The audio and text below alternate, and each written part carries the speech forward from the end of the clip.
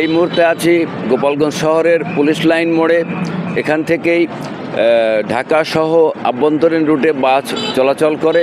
ঢাকাগামী বাস নিয়মিত চলাচল করছে এবং আভ্যন্তরীণ রুটেও লোকাল বাস চলাচল করছে। এছাড়া অন্যান্য যানবাহনও চলাচল করছে, তবে আগের তুলনায় একটু কম।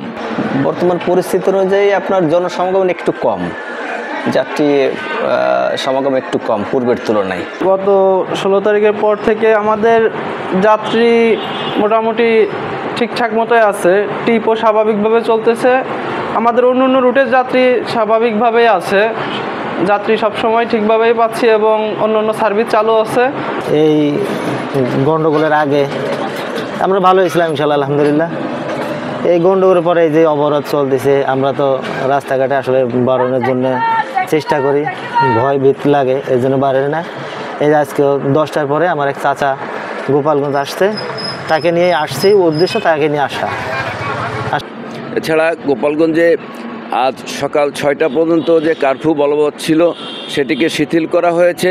শিথিল করে সকাল 6টা থেকে রাত 8টা পর্যন্ত জেলা প্রশাসক ও জেলা ম্যাজিস্ট্রেট মোহাম্মদ কামরুজ্জামান জননিরাপত্তার স্বার্থে 144 ধারা জারি করেছেন।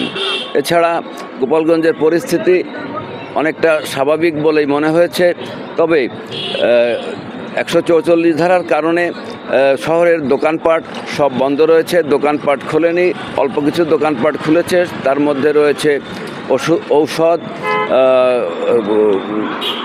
খাবার, হোটেল, রেস্টুরেন্ট ও কিছু পাড়া মহল্লায় মুদি দোকান। আমরা দোকান 2 দিন পরে আজকে খুললাম। দোকানে কেনা বেচা নাই, লোকজন নাই। 2 দিন সহিংসতা বা গ্যাঞ্জামের জন্য কোনো লোকজন আসতেছে না, কারফিউর জন্য লোকজন কম, আমাদের কেনা বেচা নাই।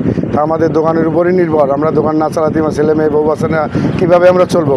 তাই আমরা সরকারের কাছে বলতে চাই যে আমরা সুন্দরভাবে সুন্দর জীবনযাপন করতে পারি, সেই জন্য আমাদের ভালো হয়, সেই জন্য সরকারের প্রতি আমাদের আকুল আবেদন রইল। এছাড়া এখন পর্যন্ত নতুন করে গ্রেপ্তারের কোনো খবর আমরা পাইনি।